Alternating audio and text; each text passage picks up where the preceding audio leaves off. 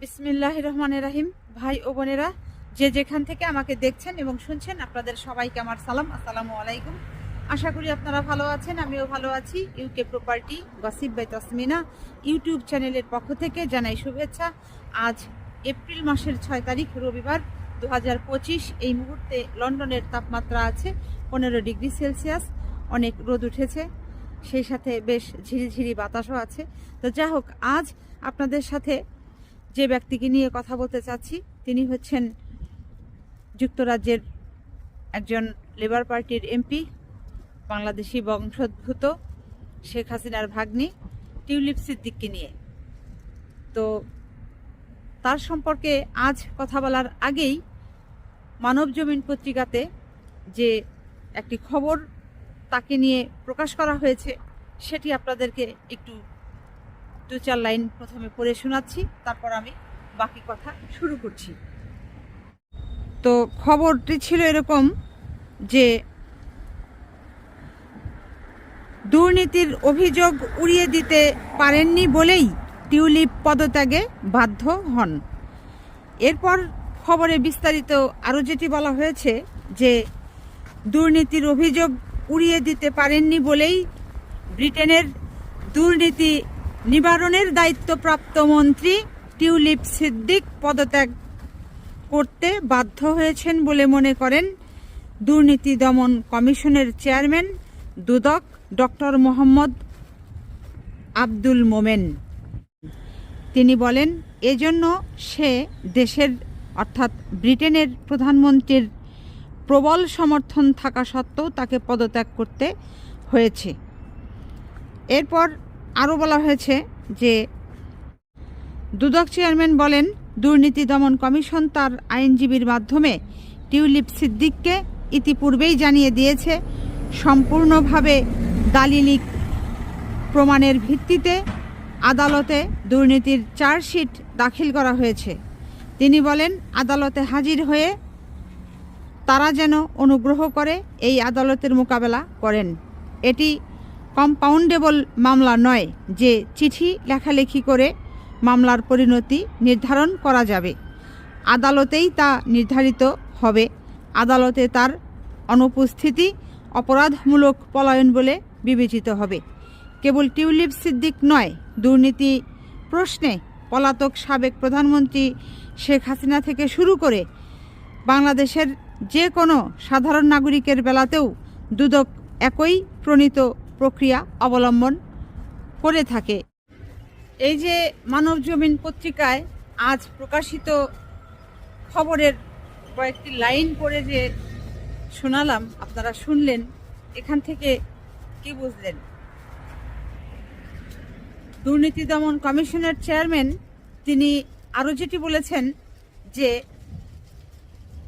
এই শেখ রেহেনার মেয়ে টিউলিপ সিদ্দিকের বাংলাদেশে দুর্নীতি কমিশন যে মামলা করেছে, সেই মামলা কম্পাউন্ডেবল ক্রাইম নয়, অর্থাৎ নিষ্পত্তিযোগ্য অপরাধ নয় যে তিনি উকিল ধরবেন, তার পক্ষ হয়ে উকিল আদালতে জবাবদিহিতা করবে, লড়বে, আর এটি কোনো একটা সময় শেষ হয়ে যাবে চিঠি লেখালেখির মাধ্যমে। বিষয়টি সেরকম নয়, মামলাগুলো সেরকম নয়। এই মামলাগুলো হচ্ছে এরকম যে টিউলিপ সিদ্দিককে অবশ্যই বাংলাদেশে যেতে হবে এবং আদালতে তাকে হাজির হয়ে এই মামলা মোকদ্দমা ফেস করতে হবে। এবং তিনি যদি কোনো কারণে হাজির হতে না পারেন, সেটির তিনি যদি কারণ দর্শাতে না পারেন, তাহলে এই যে আদালতের তার যেদিন হাজির হবার কথা সে যে হাজির হচ্ছে না, এটাও আবার আর একটা অপরাধের মধ্যে অপরাধ বলে গণ্য করা হবে এবং সেজন্যও তাকে আবার আরেক আইনের আওতায় নিয়ে অপর মামলা হবে, সেজন্যও তাকে শাস্তি পেতে হবে। মানে দিন যত যাচ্ছে ততই এই জিনিসগুলো আরও কঠিন থেকে কঠিন ওই চিকন সুতার প্যাচ লাগলে যেরকম বুঝেন ছাড়ানো যায় না, অসম্ভব হয়ে যায়, জটিল হয়ে যায়, এই জিনিসগুলোও কিন্তু ঠিক ওরকমই হচ্ছে শেখ পরিবারের সদস্যদের। তো এখন প্রথমে শেখ রেহেনার মেয়ে ব্রিটিশ এমপি, আগে তো মন্ত্রী ছিলেন, তার বিরুদ্ধে আনিত অনেক অভিযোগ উঠেছে বিধায় তিনি সেই অভিযোগে অভিযুক্ত না এটি প্রমাণ করতে পারেন নাই, বিধায়ী তো তিনি পদত্যাগ করেছেন, মন্ত্রিত্ব ছেড়ে দিয়েছেন। এই গেল হচ্ছে একটা পয়েন্ট।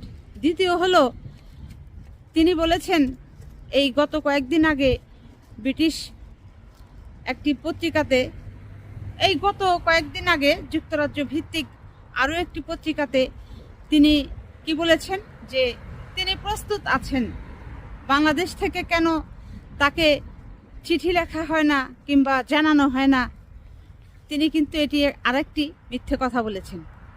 বাংলাদেশে ওনার ভয় আছে বিধায়ী উনি এখন উকিল রেখেছেন, কয়েক ডজন ওনার এই মামলা মোকদ্দমা ফেস করবার জন্য, মোকাবেলা করবার জন্য উনি উকিল ধরেছেন, তারা লড়ছেন। তো তাহলে উনি কেন বললেন যে বাংলাদেশ থেকে কেন তাকে তলব করা হচ্ছে না?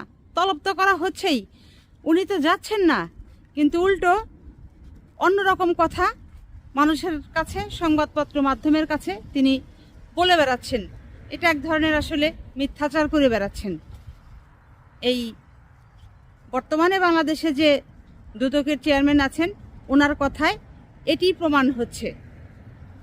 এরপর আসেন আরও একটি জিনিস, সেটা হলো যে এই যে টিউলিপ সিদ্দিক, তিনি এই যে